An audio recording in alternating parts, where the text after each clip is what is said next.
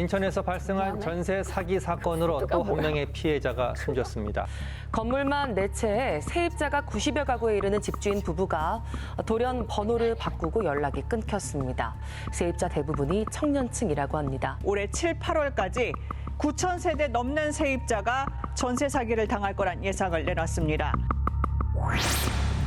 올해 1분기 기준 전세 보증 사고 7,974건, 역대 최고치입니다. 전세 사기 피해자의 절반 이상은 사회 초년생인 2030 세대. 도대체 왜 이런 일이 생기는 걸까요? 자기는 등기부등본도 다 확인했고 세금 체납 사실까지 다 확인했는데 나중에 보니까 주인이 바뀌어서 자력이 없는 사람이 임대인이 되어 있더라. 그리고 부동산 가격이 떨어져서 내가 보증금을 돌려받고 나가려고 하는데 도저히 돌려줄 상황이 안 됐다. 근데 가장 큰 문제는 과연 그 임대 사업자가 가진 일반 재산이 있느냐. 쉽게 얘기해서 강제 경매라든지 압류 추심을 할 수 있는 일반 재산이 있느냐가 피해 구제의 가장 큰 관건인 것 같습니다. 지금 전세 사기 문제도 결국은 임대인으로 돼 있는 사람들이 신용불량자인 경우가 많고 자력이 없기 때문에 구제가 안 되는 것이거든요. 보증금을 반환할 능력이나 의사가 없는 개인이 과도한 임대 사업을 벌인 것이 최근 전세 사기 사태의 핵심. 집값 하락으로 깡통 전세가 흔해진 것도 이유인데요. 청년층이 주로 거주하는 오피스텔과 빌라에서 많이 발생합니다.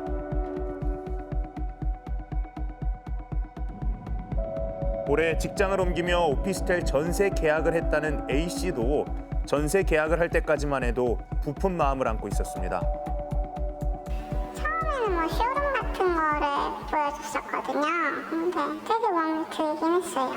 신축에다가 이제 깔끔하고 하니까 월세집들이 관리비로 장난을 많이 쳐가지고 실질적인 비용 면에서 전세이자가 더 적기 때문에 집주인이 직접 알아보셨어요? 계약할 때 이제 처음 본 거죠. 그 사람이 이제 그렇게 나이가 많지 않거든요. 집도 있고 하니까 되게 멋진 여성이다 이렇게 생각을 했죠. 제가 피해자가 될 줄은 몰랐죠.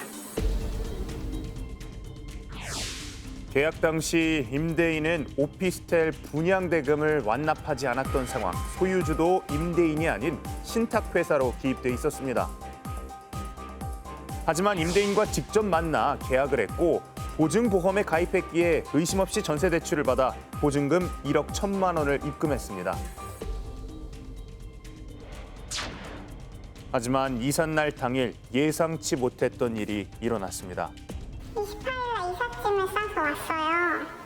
근데 잔금을 치르지 않으니까 이 시행사에서 저한테 키를 안 주는 거예요. 그래서 정말 길에서 자게 생긴 거예요. 막 바깥에서 엄마 내 집 창문에 집 이렇게 진짜. 그날 연락이 거의 2절이었어요. 근데 핑계가 이제 처음에는 남편이 교통사고가 났다. 그런 핑계도 있었고 자기가 면세 사업자인데 법무사가 비용 계산을 잘못해가지고 세금이 너무 많이 나와서 화가 난다면서 잠수 타고. 얼마 후 분양대금 마련이 어렵다며 계약 파기를 통보해온 임대인. 임대인이 마련해야 했던 대금은 1억 5,800만 원. 전세 보증금은 분양대금의 70%에 달했죠. 돌려줄 보증금을 마련하겠다며 새로운 세입자까지 받았지만 상환된 금액은 3천만 원뿐이었습니다. 임대인과는 여전히 연락이 되지 않습니다. 전화도 안 받습니다. 저도 이런 경우는 진짜 생전 처음이었습니다. 직접 만나서 서로 얼굴 신원 확인하고 계약서를 작성한 거지. 그냥 임대인 없는 상태에서 한 것도 아니었고요. 이거는 그냥 빨리 잘 해결됐으면 하는 그런 마음만 지금 있는 상황이에요. 사람을 못 믿겠어요. 믿을 사람이 없구나. 그냥 너무 속상하고 술도 많이 먹고. 기한이익 상실이 제가 걸릴 수가 있어요. 그렇게 되면은 이제 저는 신용불량자가 되는 거예요. 빨리 자금적인 문제가 해결이 돼야죠. 안전한 보금자리여야 할 집. 새 집으로 들뜬 마음이 더 이상은 불안과 공포가 되지 않기를 바랍니다. 이게 사실 새 집으로 이사 가는 것만큼 설레는 일도 많이 없는데 그쵸. 그날이 악몽이 되었다고 하니 이게 뭐 어떤 말로도 위로가 안 될 것 같아서 참 안타깝네요. 가슴이 아픕니다. 네. 계속해서 지금 청년층에게 나오고 있는 이런 전세 사기 피해 사건의 대부분이 깡통 전세잖아요. 이 깡통 전세는 왜 이렇게 많은 건가요? 이 전세 보증금, 담보 대출이 매매과 비슷한 전세 형태가 바로 깡통 전세라고 할 수 있는데요. 이 부동산 침체와 사실 관련이 있습니다. 사실 2, 3년 전만 해도요, 부동산 시장 엄청 화랑기였죠. 이 시기부터 오피스텔이 주목받기 시작했습니다. 그렇죠. 아파트가 너무 비싸니까 네. 오피스텔이나 빌라로 눈을 돌린 거죠. 지난해 3월만 해도요, 서울 전체 주택 매매 건수 가운데 빌라 매매 비중이 64.6%, 사상 최고치를 찍기도 했습니다. 네. 하지만 부동산 시장이 급격하게 꺾이기 시작하니까 다세대 주택의 매매 가격이 급락했고요. 전세 수요는 여전한데 매매량은 줄어드니까 역전세에 깡통 전세가 속출하게 된 겁니다.